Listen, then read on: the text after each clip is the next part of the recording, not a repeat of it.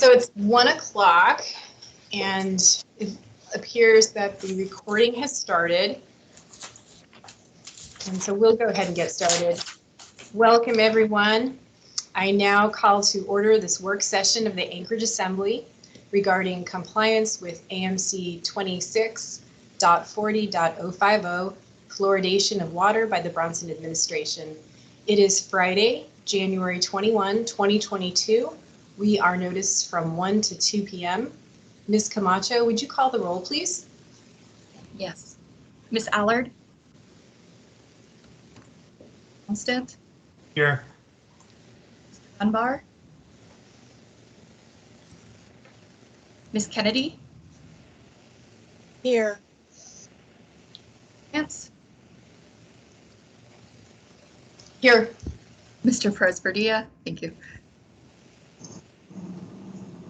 All right, Mr. Peterson? Ms. Quinn-Davidson? Here. Mr. Rivera? Present. Mr. Littleton? Here. Littell? Here. Thank you. You have quorum. Thank you, Ms. Camacho. And again, welcome, everyone. Thank you for being here today. Documents are available at muni.org. If you click on Assembly and at the top in the gray bar, click on Assembly Work Sessions, and there are 9 documents posted that include emails and letters from Assembly leadership to members of the administration, as well as responses from the administration. So the Assembly is convening this work session on compliance with AMC 26.40.050, fluoridation of water by the Bronson administration. As Assembly members and the administration know, there has been considerable interest in this topic after the initial press reports. The Assembly leadership sent General Manager Mark Corsentino a letter on December 12, 2021. On December 14, 2021, Mr. Corsentino responded by email that the letter was, quote, being referred to the Muni Manager's office and law to address, end quote. The Assembly did not receive a direct response to the December 12 letter, but heard from the administration in a December 16 meeting of the Assembly Enterprise and Utilities Oversight Committee. At that meeting, Municipal Manager Dembowski promised to respond in writing to several questions posed by Assembly members.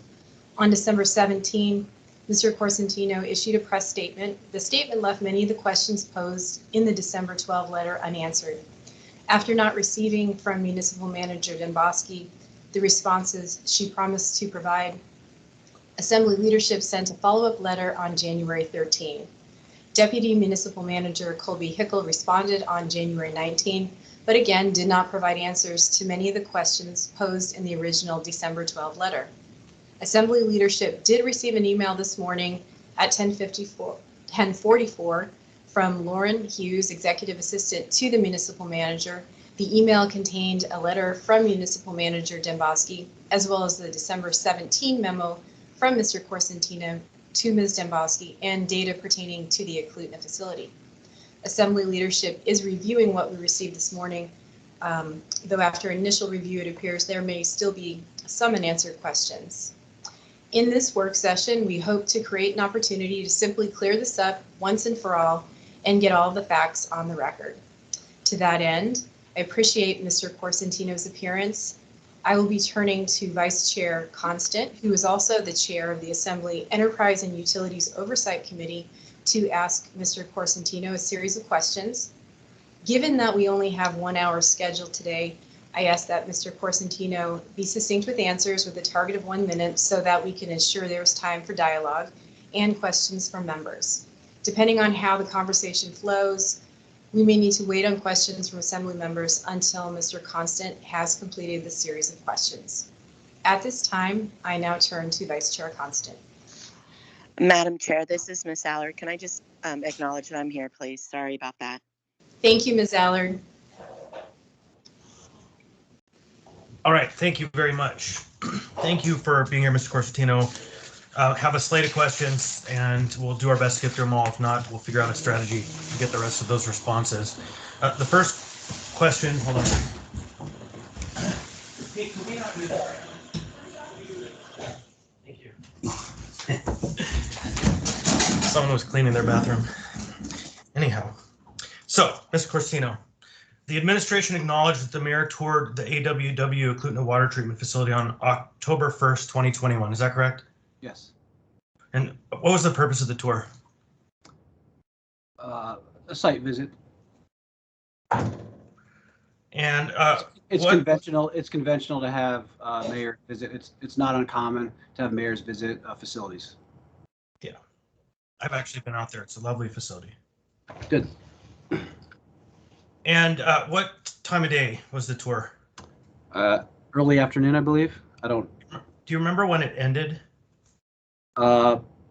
Within a few hours. I mean, it was fairly brief, simply because he had to be back in Anchorage, I think, by 4 or 5 for a separate press release.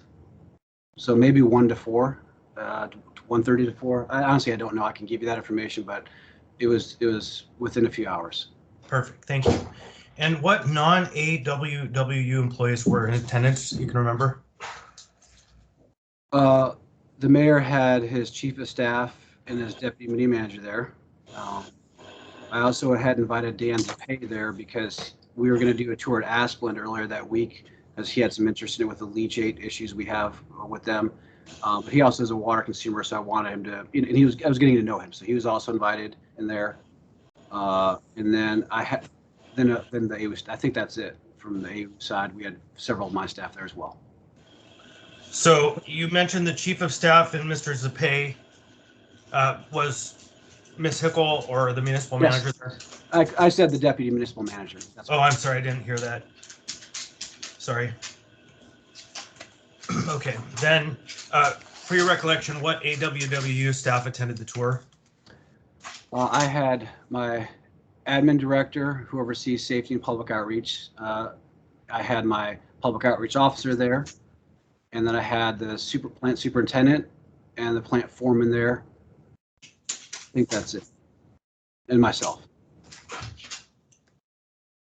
So it should add up to about 9 people with the mayor. Great, thanks. Does that include the folks who are operating the plant? I had the plant superintendent and the plant foreman there, and the folks that were operating the plant were there present, but they were not engaged in any of the conversations other than when we were in the control room looking at it. So there's a few other staff there. As I recall, it's operated on a pretty tight staff, so it's just a couple other people total. Correct. Thank you. So in your December statement, you stated that the mayor's staff and the AWWU staff had an open and healthy discussion about fluoride during the tour. Where did that discussion occur?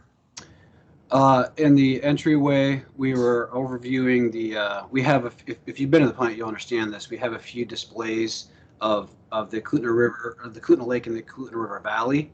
And we also have a display of the plant. And we were just explaining the plant operations and the overview of the overall watershed. And so at what point in the tour did that occur? Early on, right away. In other words, I gave an overview of the plant overall. So before we did the tour, I wanted him to understand what he was going to see. Right. And so for that, was it the individuals you previously listed who are in attendance, the chief of staff, deputy municipal manager, Mr. Zapay, and the mayor? Correct. And yourself and your super and your public outreach director and your director of safety? Correct. Director of admin, who oversees safety, public outreach, and workforce development. Okay. So how did the subject of fluoridation first come up? As I was giving, we went over the entire unit processes, the treatment process, and fluoridation is the last process. So he asked me to tell him more about fluoridation, or it's just it was part of the conversation. Okay, so towards the end of the beginning. Correct. So in your statement, you say AWWU staff experienced occasional unreportable health and irritation effects after handling fluoride. When you state AWWU staff, how many people are we talking about? That's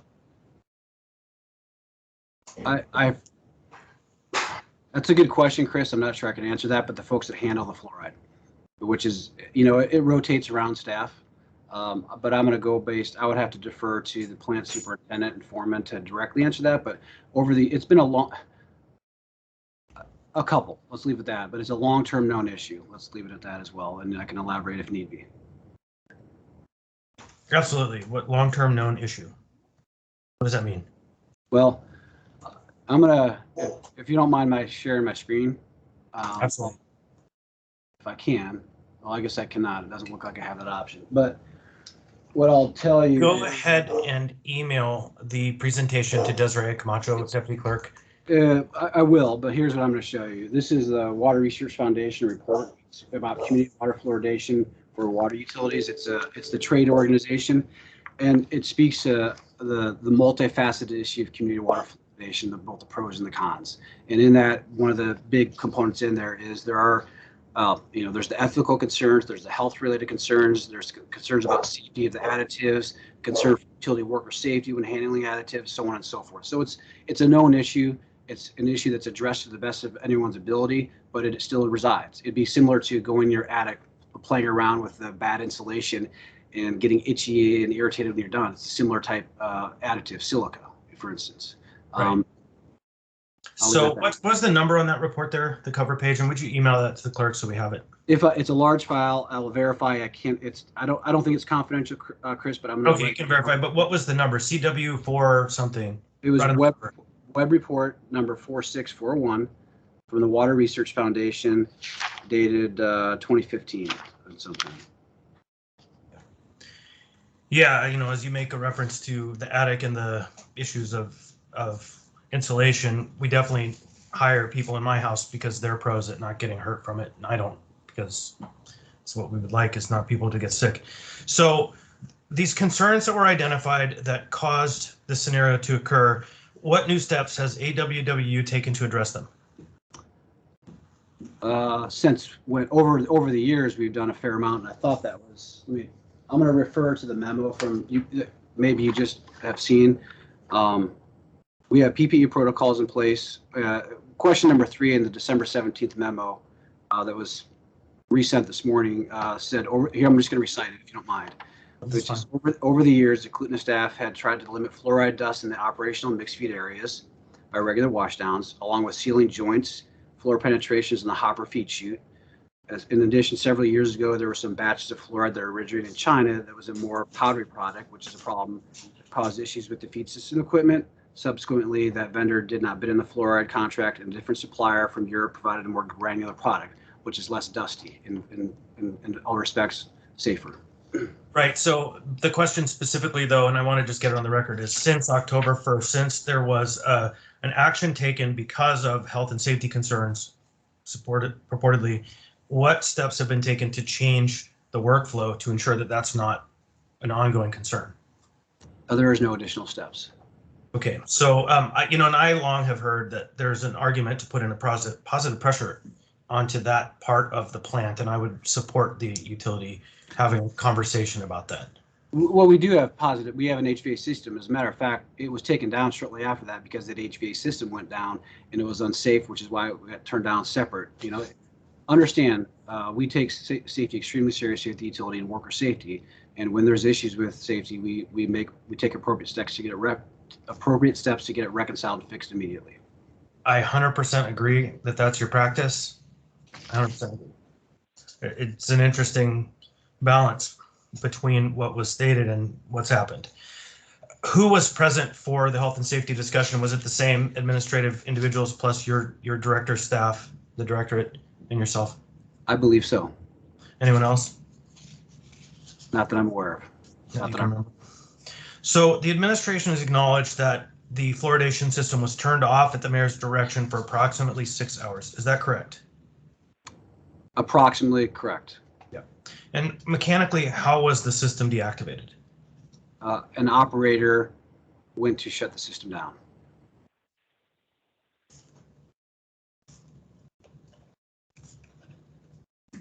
How many fluoride systems does AWWU operate, and does it separately fluoridate the water at Gerdwood? So yes, we have 2, one at Clutina for Anchorage and one in Gerdwood.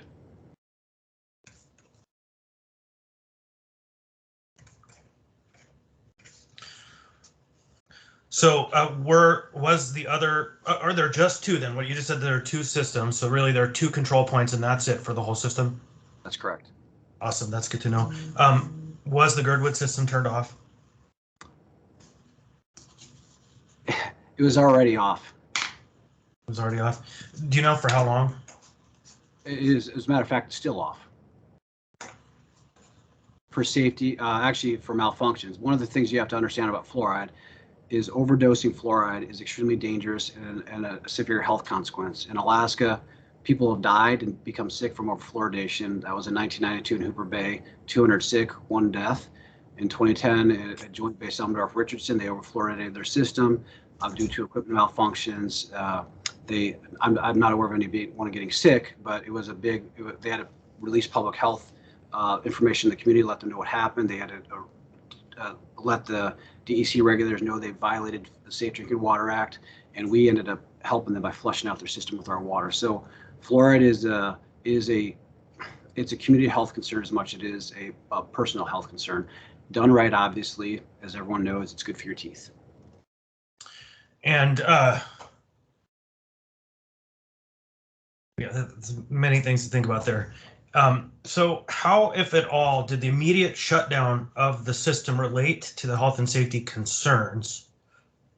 Why not just pause an order of future handling? You know, why? What's the connection between the immediate health crisis that you made the decision, or the mayor made the decision to shut the water system down, to the health and safety concerns? In essence, it was a pause. We let him know that there is time. If he wanted to reverse that decision, there would be time to still satisfy code requirements, because we regularly take it down for periods of time for maintenance, because when we run into maintenance, because of the safety of the community, we take it out of service. So in essence, it was a pause. We let them know, look, if you want to change that decision, reverse that decision, you have days, you have hours of days to change that. And as in fact, that is what occurred. Well, it's if you want to change the decision in order to not change the chemistry, but not, of course, to not violate the code, right? Because the code's pretty clear. The system is taken down maybe for health and safety reasons, but there's no specific cause. Anyhow, you don't have to answer that. That's conjecture on my part. Sorry. So we've seen a copy of an email you received Friday, October 1st, 2021 at 5:05 p.m. with a header of FL2 offline. You recall the email? I do. The email does not mention health and safety concerns. Do you know why it isn't specific? No.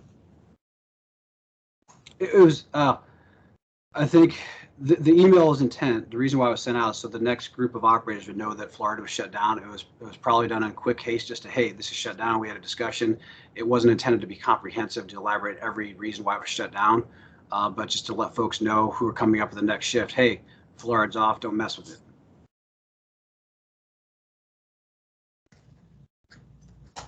Okay. Let's return to the tour. How was the instruction to deactivate the fluoride system communicated to staff? In person. From you? With concurrence from me. How was it communicated? The mayor asked us if we could shut it off.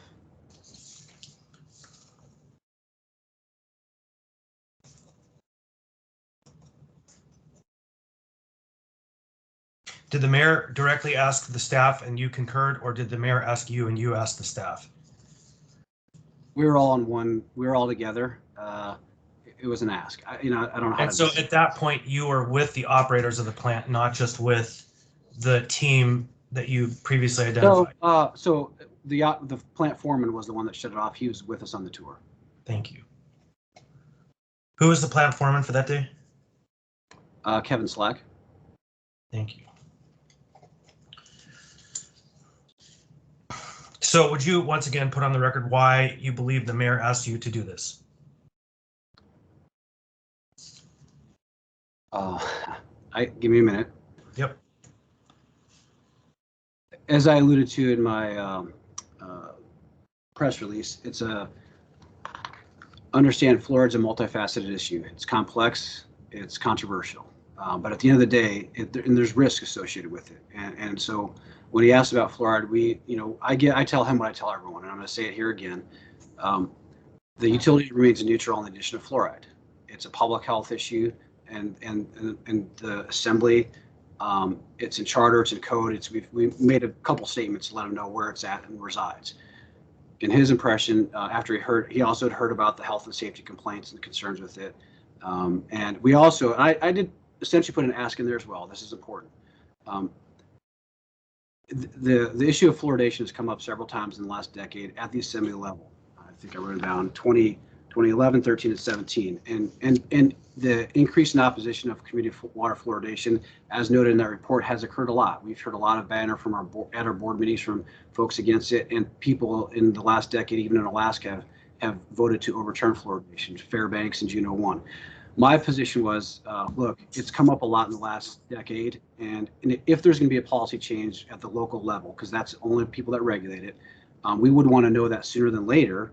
So, because we're getting ready to spend $1 million+ on an upgrade to that fluoride system. If we do the upgrade and then it's turned off, that would be concerning to me. So I'd want to know sooner than later. And I said it's not, and it's important. Fluoride is not required for safe. Fluoride is not required for safe drinking water, but we do. Our mission is to provide safe, clean, and compliant drinking water to safeguard the public health and environment for this community. Fluoride is a public health additive. It's not necessary. It's done at the local level because that's how it is addressed.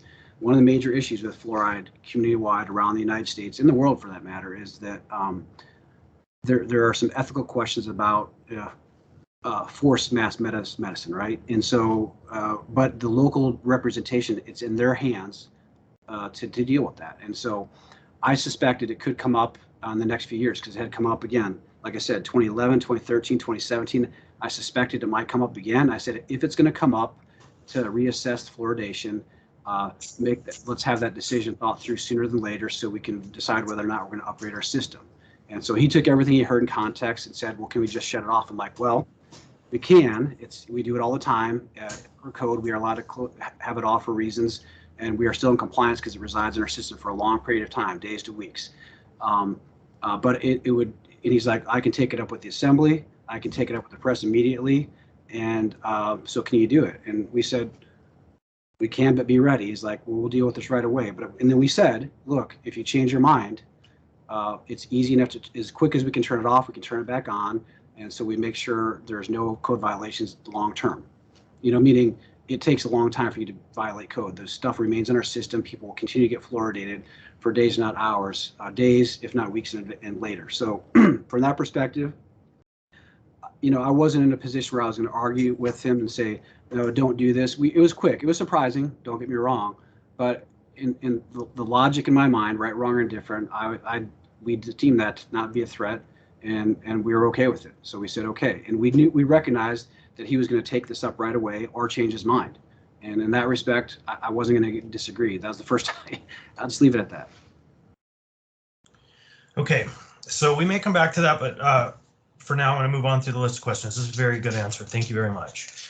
Deputy Manager Hickel indicated on December 16th work session that you indicated on August 25th to her that you would like AW to not use fluoride. Can you tell us what your recollection of your conversation about fluoride was with Ms. Hickel prior to October the 1st? It was well, a couple things. It was probably similar nature to that. Again, relating to the fact that conversation, what I just had that I explained with the mayor, happened in a similar fashion with Colby. Look, this stuff is it's an issue that's come up historically, regularly, and here are the pros and cons to it. As cited in this state of the year science report. And beyond that, I don't know the specifics of that conversation. I mean, bear in mind that was 6 months ago. Okay, yeah, maybe a little less than that, but yeah, getting close. And just a kind of editorial note: 2011, 2013, 2017, and 2021, 22. Just clearly, here we are again. That was to get ahead of this and not have this kind of scenario here, but it is what it is. Because here's what I'm going to say, Chris. But at the end of the day, I'm going to ask you the same question I asked the mayor. If there's going to be a policy change, whether the committee likes it or not, bear in mind, we want to know that sooner or later. The utilities position really is neutral. We're happy to do it. We're just as happy as we're not to do it. It doesn't matter to us. It's important. We are the medium to add fluoride for the community water systems. Right. We can't take a position on that because it is supposed to be, and it is a local issue for the people to decide, is the way it's often court cases have decided this and others, and that's cited in this thing. And we just want to know what it's going to be so we can thoughtfully program our capital budget and not what I call spend money inappropriately. Yeah, no, I understand the fiduciary argument you're making. Reinforcement of fluoridation is fine with us as much as getting rid of it is. We don't, honestly, I don't want to sound distasteful, but I'm happy to do it just as happy as I'm not to do. We don't want to take a position. We're happy to be the mediator to do it responsibly. But at the end of the day, if the community decides that it's different, again, there is a growing concern, or not, the numbers are just facts. There is an increased opposition to community water fluoridation. That's cited and noted. If it has come up cyclically with this community, I don't know what the community pulse is on this stuff, but I anticipated it might come up. You know, it's come up the last few years. If it comes up again, the sooner the better we know, because we are planning our capital budget. So Mark, I 100% agree that it's you who has the fiduciary responsibility to ensure that the ratepayers' money is spent smartly. And so we can see that argument is on the table. The question really comes back to compliance with the code. Okay. And the healthcare concerns are really the number one important issue that we're trying to figure out, because that's what was laid on the table as and they were not the long-term healthcare concerns related to the question of the end user and this issue of mass medical, whatever term you use, forced mass medicine.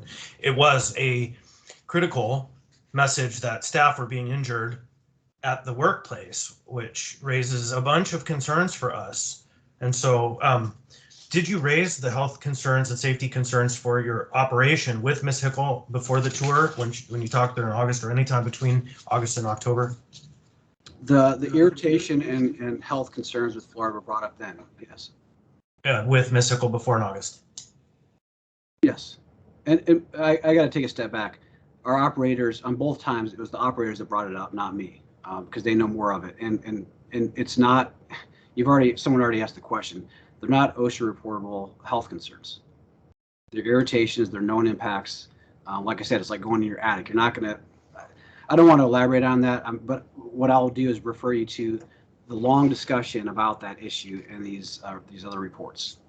No, that's great. But again, August 25th is a key date. I hear that's the date that you met with her and had these conversations. We have October 1st and August 25th, pretty important dates in this conversation. Thank you. So next, the mayor's December 14th statement on AWW includes the line, quote, information was provided to the mayor's team that pausing the fluoridation of Anchorage's water would not violate federal or state law and didn't violate municipal charter. Does that square with your recollection? Can you rephrase? That was a long question. So does this square with your memory? Information was provided to the mayor's team that pausing the fluoridation of Anchorage's water would not violate federal or state law and didn't violate the charter. That's correct. The FL2 email indicates it was explained to Mayor Bronson that municipal charter directs the AWW water plants to dose fluoride. How do you make sense of that statement, and is it accurate? Repeat that again. It was explained to Mayor Bronson that municipal charter directs the AWW water plants to dose fluoride. How does that make sense of that statement? Is it accurate? How do you make sense of that statement? Is it accurate? That's correct. Now, with one caveat, in that conversation, we've argued back and forth over the discrepancy between charter, code, and assembly ordinance. There's confusion and misstatements. I mean, Absolutely. Okay. I agree. The word charter is inaccurate there, but that's the word that was used in the original communications. It's in the code. All three were used in that conversation. We kind of had an argument even at the table, if you will, on that conversation. It's kind of messy and gray, but yes, we stated it's in code, charter, and ordinance, all the same. Yeah. Let's just leave it at that. No, but it's really in the code, and an ordinance amends the code. It's not in the charter. But really the operant question is, it was explained to the mayor that it's required that AWW doses the water with fluoride. And so I'm just trying to figure out if that is in fact accurate. Yes. All right.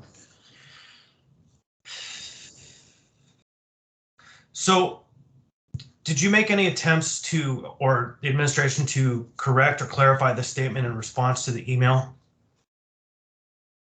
Sounds like you did talk about a number of items, like that you said it was the charter, the code, and the ordinance. So probably there was some conversation to correct or clarify. I'm not sure I follow, and I'm not, so you mean with respect to the email that, you have to elaborate, rephrase that. Okay. Yeah, I'm sorry. We'll just move on to the next question. So let's turn back to the water system and how the system was turned back on. Who communicated to you the instruction to reactivate the fluoride system? Amy. With the mayor. Okay. And what did you understand the reason for the quick change of course to be? They want to take a different, more deliberative approach if it's going to get done.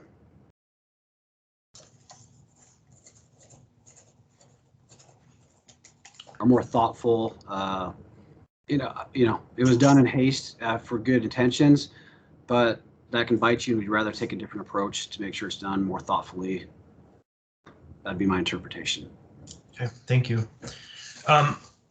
So now let's talk about AMC 26.40.050. This is obviously a silly question, but I'm going to ask it anyways. Did you know on October 1st that fluoridation is required by the code? Yes. And was Mayor Bronson told before or during the tour that fluoridation of the municipal water supply is required by the local law? I think I've answered that in essence, yes. Yeah, I know. We're just refining. Yes, you've already conveyed how he heard that information. So, and you may not have an answer to this, and this question is fine. And this is actually the last one. The FL2 email indicates the mayor would take up the conversation with the assembly, but that never happened. Do you have a sense of why that never happened? No, I mean, they're busy. I apologize, Chris. Can you repeat that question that you just asked Mr. Constantino? Yeah, sure. The FL2 email, which is in the packet of documents, indicates that the mayor would like to, quote, take up the conversation with the assembly, end quote. But that never happened. And what is Mr. Corstino's understanding of why it hasn't occurred? And this is Patrick Burke. I'm gonna hop in. I don't know that Mr. Corstino can speculate as to why a conversation by the mayor and the assembly may or may not have occurred. Also, it seems like we are getting into maybe deliberative process and privilege. So, Chris, if maybe you can just restate that question. No, I think that's fine, Patrick. I think that, I have a disagreement that shutting off the water for the intent that it was shut off was done within the code. And certainly it wasn't a violation for long, but that's a conversation we can take up later. We've talked about specifics now, Mark. This is just the last follow-up before any members, if they have questions, want to dive in. Do you have would you give us a general sense of how this conversation happened? And I think I understand, you've already, I think, said it, but just one more time, wrap our heads around the general principle of why we're kind of having this question in front of us. Yeah, I think at the end, I'll answer it to the best I can. Understand a couple of things. My job and my mission is to uphold the mission statement of the utility, which is to provide safe, clean, reliable drinking water for the community. It has to be done. At the end of the day, fluoridation is not required for safe drinking water. It's a controversial issue, and I've seen it come up multiple times in assembly ordinances over the years, in our board meetings, and I assumed it would come up again. We are getting ready to make it big, and the staff there are health concerns with it from both the public health that are unresolved, honestly. For that study, you'll see that if you want to read it. And even with staff, we do everything we can. We meet every regulation to keep our staff safe. But at the end of the day, there's still some concerns. That's part of the work, though. I'm not terribly concerned about that. Maybe the mayor didn't understand that to the extent that I do, because it's normal day-to-day stuff we hear. But at the end of the day, my ask to the assembly today, as much as I asked the mayor the other day, look, we are going to make it a strategic investment on this fluoridation system. If there's going to be any change in policy, whether it be from the assembly or the mayor's ask to the assembly, please let us know before we make that investment, would be my take. If we don't get that, that's fine. We're going to reinvest in it. But that's just a request from my perspective. That's why I wanted to bring it up. Thank you. I absolutely understand the fiduciary part of the issue. And so I just had an email from my counsel that asked me to ask you one question. Ask if other chemicals are added and if there are safety concerns with the other chemicals. You bet. Yep. Yes and yes. That's a yes. In particular, chlorine, right? That's a pretty hard one. Actually, in some facilities, you bet. We have had, hate to say this, but I'm gonna, we have had OSHA reportable incidents with our chlorinations, one of our chlorination systems in the past. It's also, the short answer is yes, but the same thing. But there's a distinction between chlorine and fluoride. Chlorination and disinfection is a federal and state requirement for safe drinking water. That's we can never get away from chlorination. Fluoridation is not. I mean, for what it's worth, and it doesn't mean I want to get rid of it by any way, shape, or form. Right. In fact, I'll drink a healthy glass of fluoridated water right here because it's. I understand the value to the community, but at the end of the day, it's a community choice, and we just want to reaffirm that it's going to stay in this municipality before we spend the money to reinvest in that system. Yeah, and I would again have a slight disagreement that fluoridation is not required. It may not be required by a federal or state law, but at this time it is required by the local law. That's right. But there's there is a, what do I call, and your lawyer may understand that there are supremacy of federal and state laws over local laws, meaning we have no choice. The federal and state laws don't change very readily, easily. You, the assembly, and the mayor working together have the right with the community to make local law changes much easier than you would ever have any impact on the federal laws out there, compliance laws. That's kind of the I'm trying to explain. I understand. We just, our local laws actually matter, and we don't have the flexibility to just simply opt in or opt out of them without a deliberative process. So, but I'm going to shut my mouth up. There's one person that looks like they're in the queue, and there might be other members of the assembly that have questions. Thank you, Mr. Constant, and thank you, Mr. Corsentino. We have Ms. Allard in the queue. Ms. Allard? Thank you, Madam Chair. Mr. Constantino, I'm just going to ask a couple of questions, Madam Chair, if that's okay. They're going to be probably 3 or 4, just follow one after another, probably short and concise. Okay, go ahead. Thank you. So my first question to you, Mr. Constantino, did you speak to any assembly members in regards to the fluoride prior to this work session today? No. Okay, thank you. My other question would be, you've probably asked, maybe I think I counted 8 times, and you were asked differently most of the time, that the mayor absolutely did not violate code. Is that correct? Based on my interpretation, that's correct. Based on your interpretation or your expertise, because you do lead a WWU. You are the leading expert. That's right. So, well, I'm also not a lawyer, Ms. Allard, but here's what I'll tell you. What I can tell you in practice, the code's written in a way that we are allowed to turn it off. And we've also learned, for maintenance reasons primarily, but at the end of the day, what we've learned is that you can turn it off for a long period of time and still have fluoride residual in our system, so people are getting protective measures. So I'll go back to the question. Did the mayor violate code, in your opinion? In my opinion, no. Thank you. Then my other question would be, because I'm really curious about this part. So the mayor came down there. You guys talked about how it could affect individuals' health, and you've had complaints from individuals within AWU that said, this isn't good for our health. We've heard about it burning skin. You've also said that we don't necessarily have to have the fluoride in our waters. We all know that. I don't know if, I thought AWU was the only water facility that has the fluoride in the water in the state. I may be wrong. Are we the only city that has it in the water right now? Do you know that answer? I don't know that. And okay. A couple to bear in mind, Ms. Allard, again, I'll reiterate this to you just for, I apologize if I'm telling you something. You could call me Jamie. You call me okay, Chris. Jamie. You could call me Jamie, Mark. All right, Jamie. What I'll say is that we are not the experts in fluoridation. We do it at the request, and actually per ordinance, per direction from the local ordinance, and at the public health request. Our job, my mission, is safe drinking water. So that means disinfection, treatment.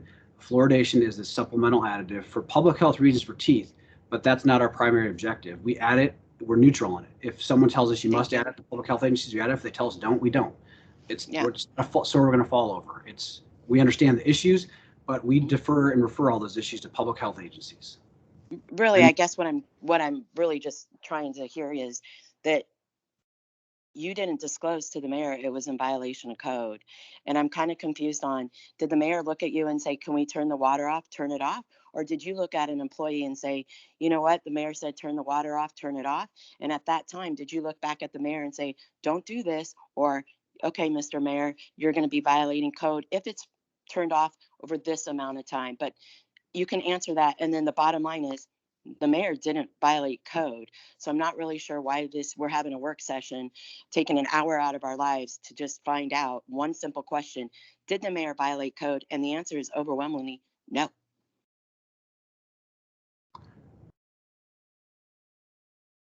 I'm not sure there's a question there, Jamie, but Well, I'm asking you to reiterate. Okay.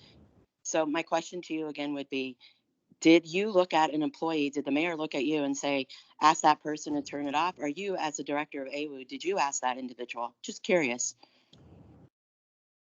We did inform the mayor that it is a code violation, but we also let him know that in the long term it is more important. But please let me finish.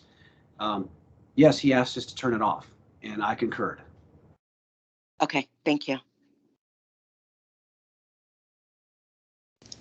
Thank you, Ms. Allard. Thank you, Mr. Corsentino. Next is Mr. Weddleton. Oh, I apologize, Madam Chair. Just one last question. When did you ask go ahead. Did that happen? I apologize. When did he actually ask you to turn it off? During that. And then when did you do it?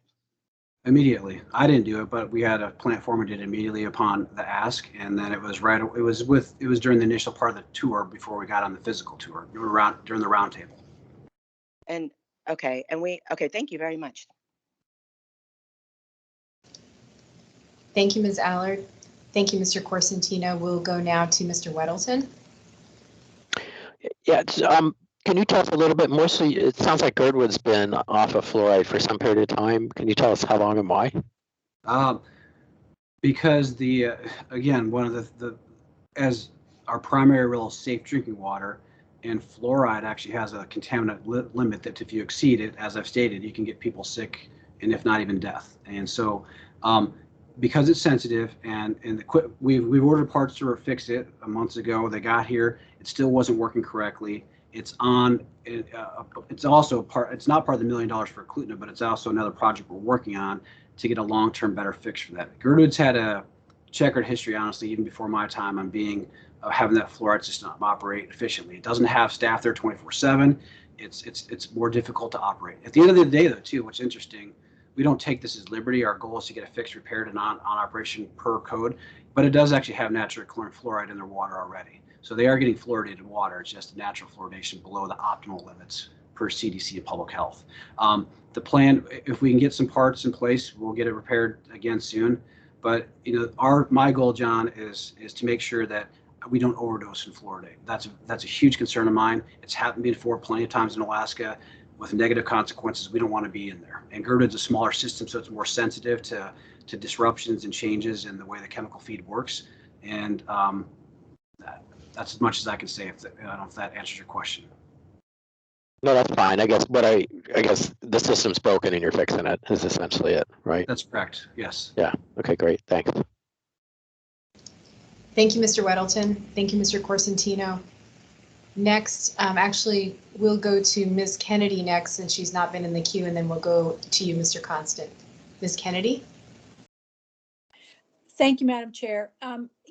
I am actually really thankful, Mark, for a lot of the information that you've brought forward. And I know I've had a kind of an ongoing conversation with a constituent who refuses to believe that there is a toxic quality to fluoride in high levels. And so I know that several cities throughout the state have actually stopped fluoridating their water, and Fairbanks, Palmer, I think Juneau. So anyway, it was really astounding to me, though, that you brought up the information about how many people have actually been sickened and even died from it. So that kind of validates me in a way. So I'm happy to hear that. I'm not happy to hear about all the problems, but just happy to hear that there are concerns about the water itself. But when you mentioned J-Bear, that really hit home. And I just wanted to ask you, what was the year that that happened? I mean, I vaguely remember something about that happening, but was that in the 90s? No, April of 2010. 2010. Okay, so it was actually much more recent than I thought. But okay, well, I know I just appreciate the information on that, and recognizing that you all have quite a balance to keep in order to actually make it safe, because it could absolutely become unsafe. So I appreciate that and all the information that you've been bringing forward. So thank you very much. Thank you, Madam Chair. If you don't mind, I'm going to add on to that. Thanks, Crystal, for that statement. One thing to bear in mind, I truly want to make sure the community and everyone at the Assembly and even the administration understand we are neutral. The fact, Juneau, for instance, they did stop fluoridation, and I think around 2010 as well. What some data has shown is their cavities have increased, right? So there is a public health benefit to it. I stay out of that, but I can't overlook the benefits or the cons both. I've got to be unbiased in both and let the public health agencies make that determination, not me. So, well, I appreciate that, and you're right. I mean, there are certainly things to consider, but I will say that, if any of you have a tube of toothpaste in your house right now, it's got a warning on the back that says keep out of reach of children. So it's not something you want to mess with. But anyway, thank you. Thank you, Madam Chair. Thank you, Ms. Kennedy. Thank you, Mr. Corsentino. Mr. Constant? Thank you, Mark. One thing, I'm going to read a section of the code. I'm trying to understand.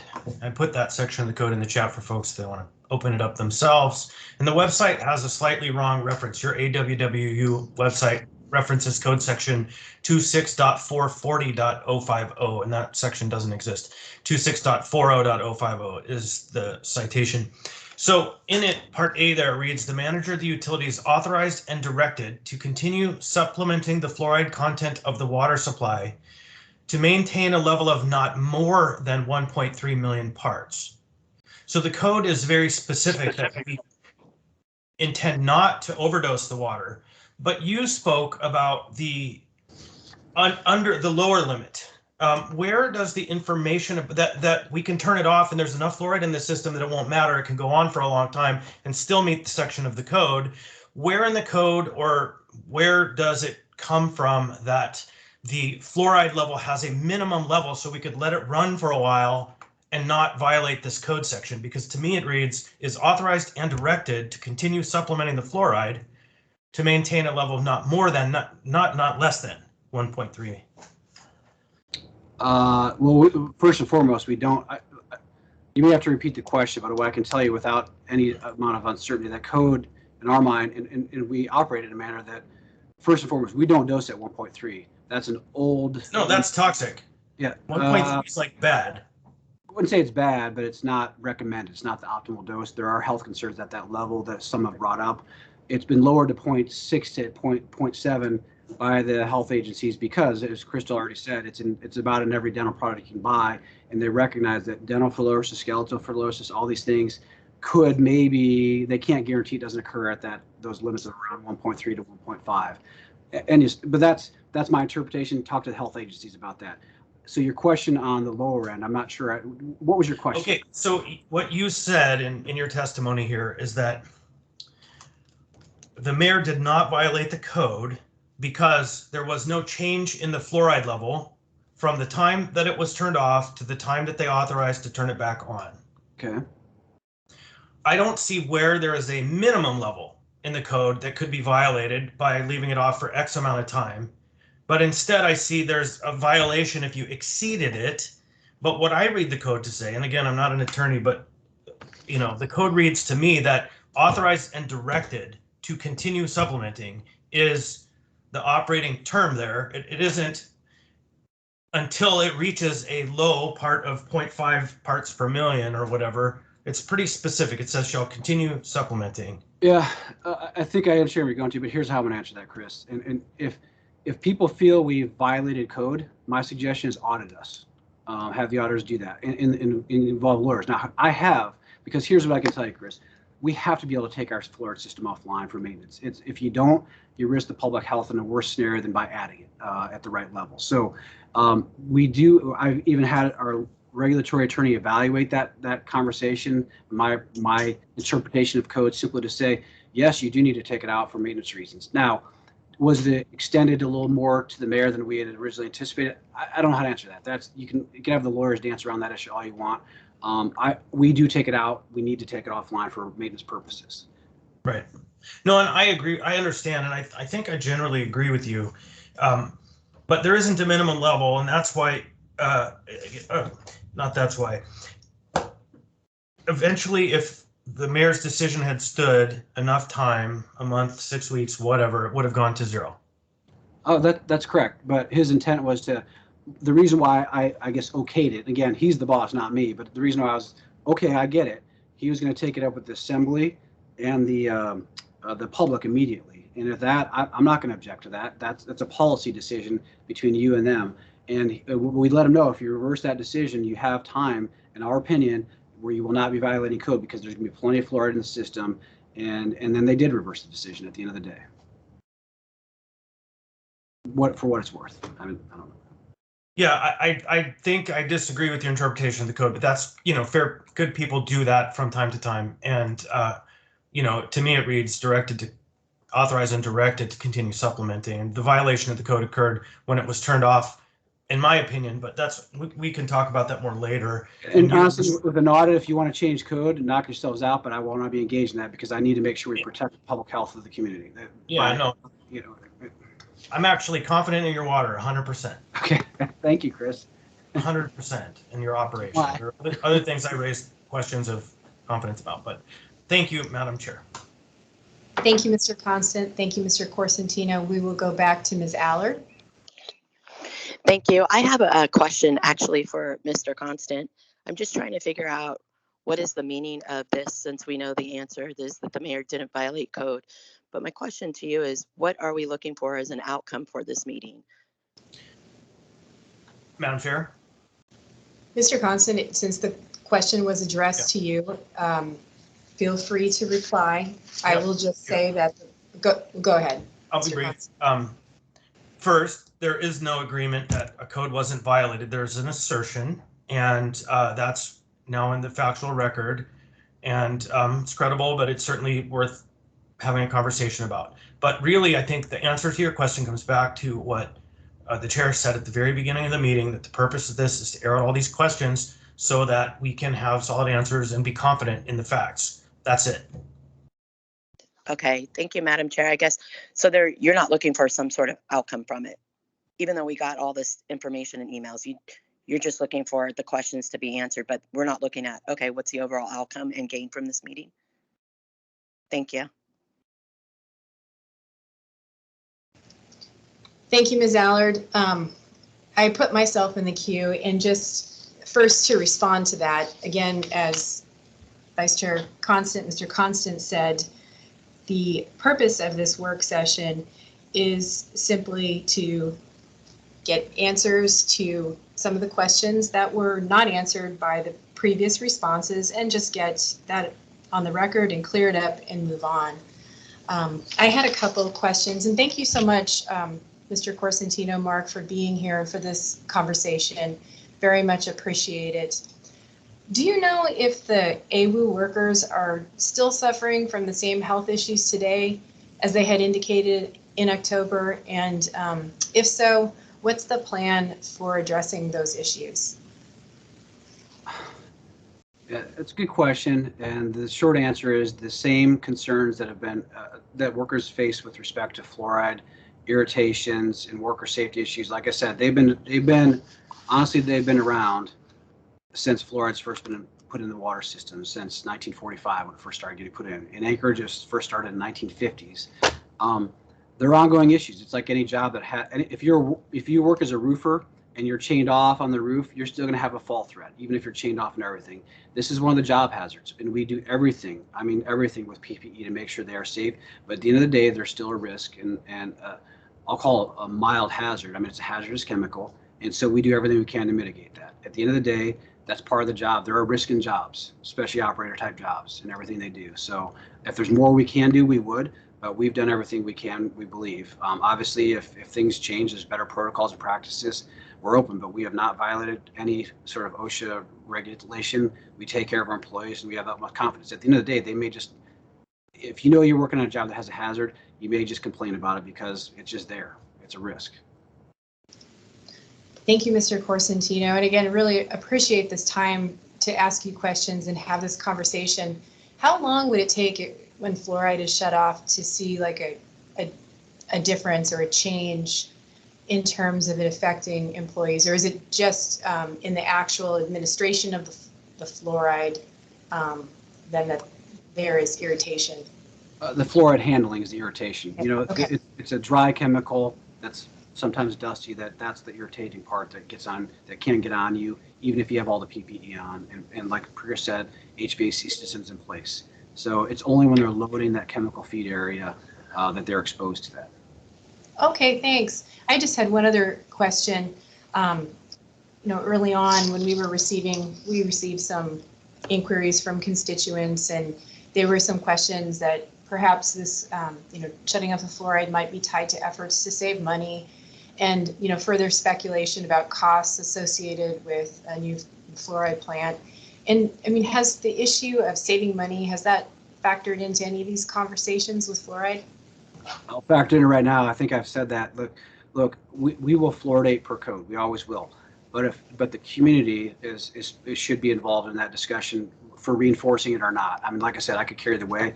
I speculated, maybe incorrectly, that it could come up again, and obviously it has.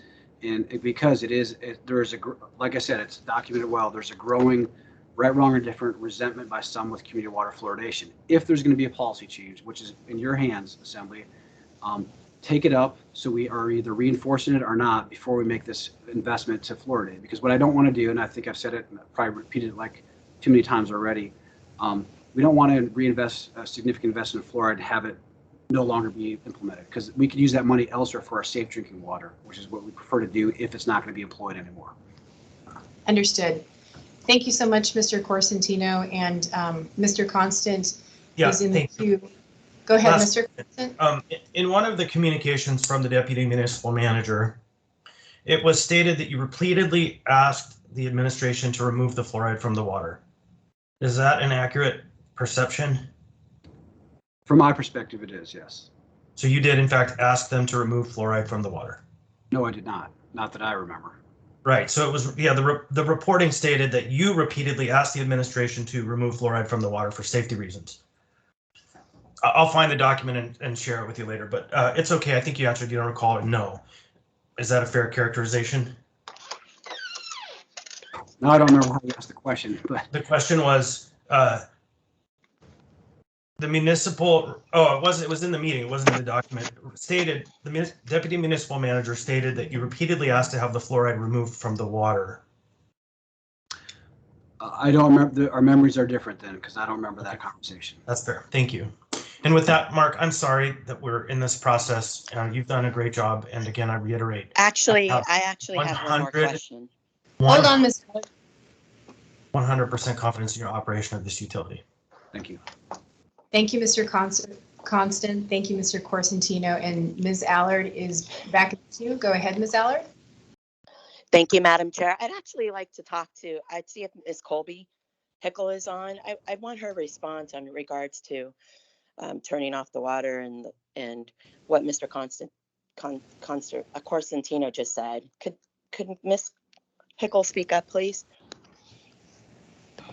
Sure. Yes. Hi. Ms. Hickle, go ahead. Mr. Corsentino and I had several conversations since August 25th through October 1st, and he did state multiple times he wanted to talk about fluoride and the health issues. He didn't directly at that time, prior to October 1st, ask me to ask the mayor to turn off the fluoride. However, my recollection of the conversation October 1st, the mayor said, "What is the ask here?" And the overwhelming response was to turn it off. And that was what happened. Thank you, Ms. Hickle. Thank you. Thank you, Ms. Hickle. Thank you, Ms. Allard. Madam Ms. Chair, point of order. I would ask that you move to continue the meeting for 10 minutes, 5 minutes, just so we get these questions. Thank you, Mr. Constant. It's my understanding we can just continue with the work session, but just to be sure, could I get a motion to extend for 10 minutes, or was that your motion? Yep, so moved. Thank you. Okay, we'll now go to Ms. Zalatel with a question for Ms. Hickle. Thank you, Madam Chair. Thanks for being here, Ms. Hickle. When you said I don't want to misquote you, I'm sorry, the overwhelming impression or what the ask was yes, turn it off. Who was making that ask? Who was wanting it turned off? It was the AWU staff.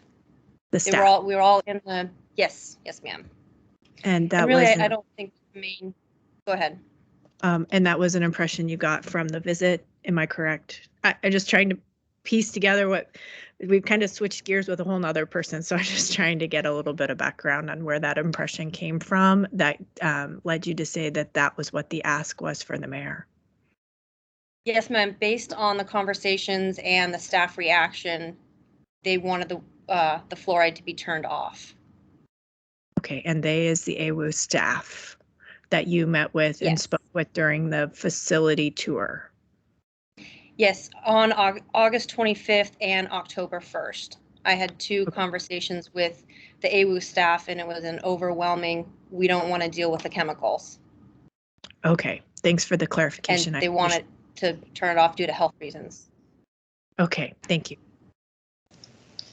Thank you, Ms. Zalatel. Thank you, Ms. Hickle. Do members have any other questions?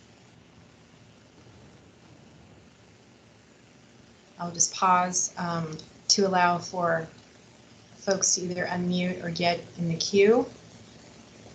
I don't see anyone. Again, thank you, Mr. Corsentino, for your time today and for being available to talk with assembly members and answer questions. And again, seeing no one else in the queue, we will go ahead and adjourn. Thank you all for joining and have a great weekend.